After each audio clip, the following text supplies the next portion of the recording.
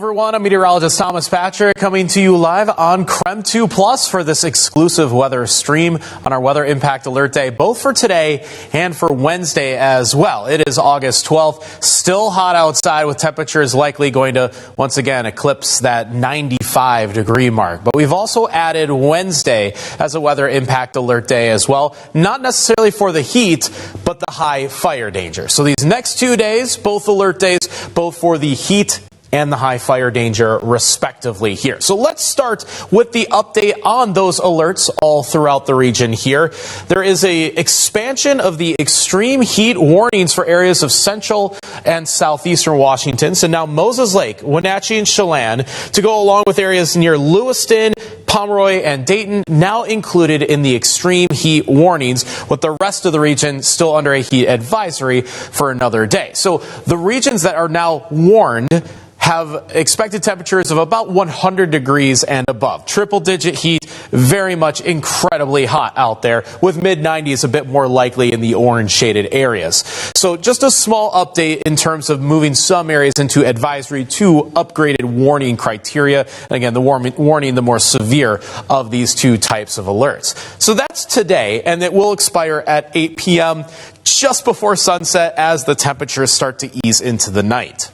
Now, tomorrow, the new alerts are going to be, well, at the moment, they're fire weather watches, but these will get upgraded into red flag warnings. Effectively just waiting for the 2 p.m. update from the National Weather Service office here in Spokane to basically turn these over from watches into warnings, as they would typically do here. But since we're a day out, we use the watch criteria at first, and then once we are in that scenario, we go into the warning phase here. So this is the fire danger alert due to the strengthening of the winds for tomorrow, up to 35 mile per hour westerly winds, basically in advance of an incoming storm system.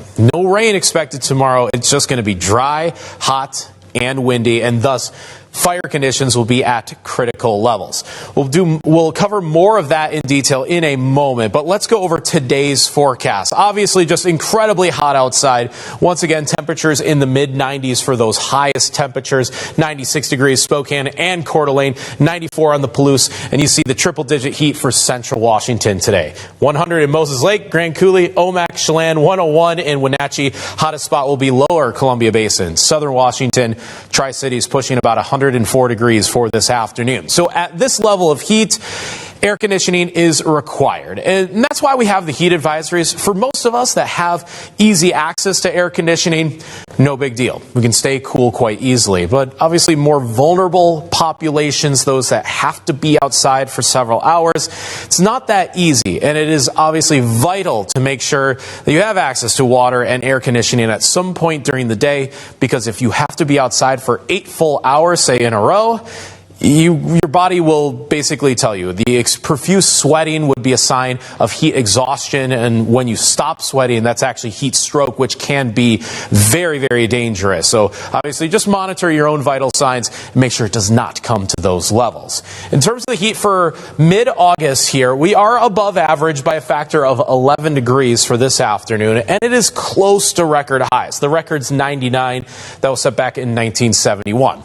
So in shouting distance of the record here, probably will fall just shy, because this summer has not been the summer of the highest or most extreme of heat scenarios in Spokane. We've only gotten to 97 on a couple occasions. Just looks like we've been there or thereabouts. So that's what this summer has really featured, a lot more mid-90s as opposed to that super extreme 100 plus or record-breaking heat.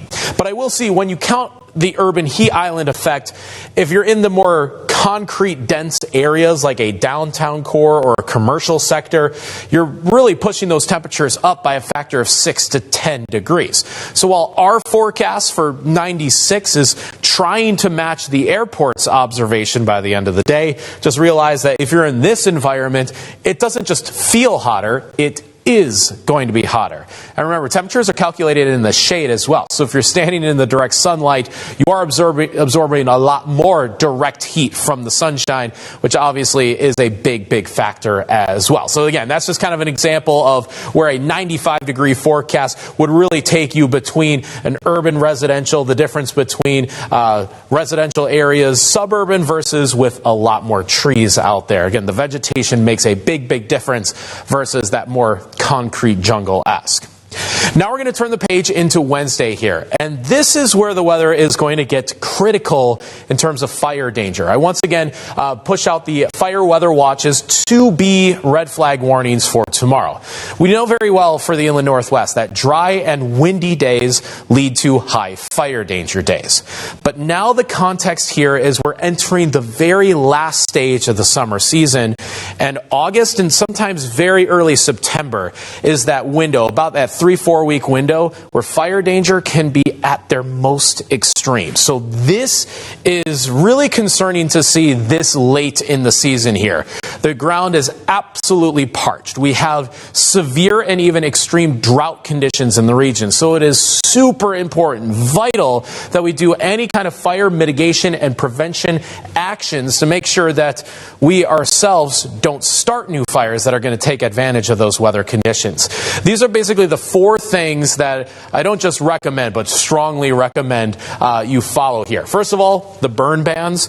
No burning, no campfires, no bonfires. Way too windy for those actions. Obviously, debris burns would count in that. And we have seen that be a problem for the inland Northwest already this summer as debris burns getting out of control.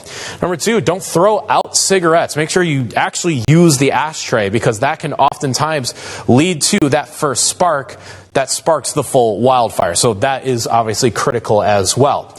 Don't park on dry grass. This was something that even I learned when I moved to the inland Northwest. It is important that your car with the running engine doesn't provide the heat for a dry plot of land. So do avoid that. Again, don't park on dry grass, because that could lead to a wildfire as well. And finally, secure loose chains. This is something that usually should be done by the end of the winter time, but it is a good reminder that the chains dragging on the ground, if they are not well secured, can themselves cause sparks.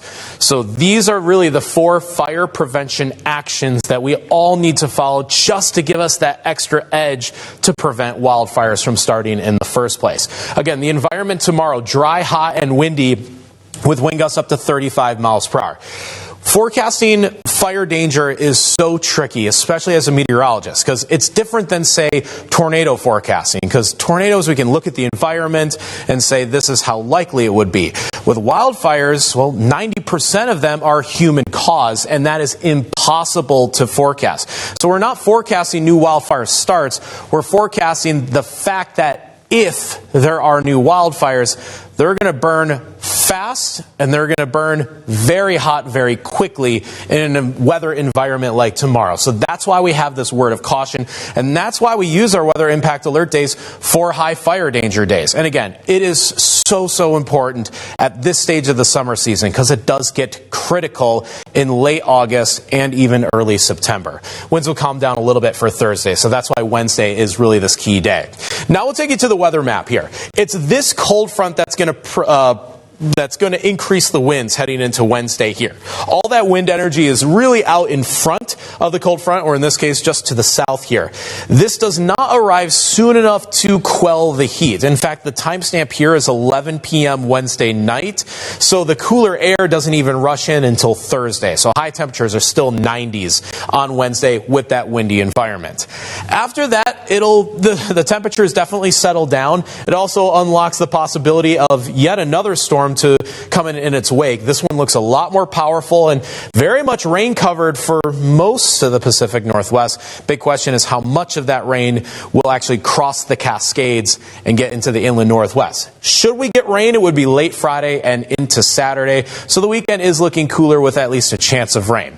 But again, the priority for now are these front 2 days of the forecast. Today, just an extension of the heat like what we saw yesterday. High temperatures mid-90s and pushing about 100 degrees for central Washington.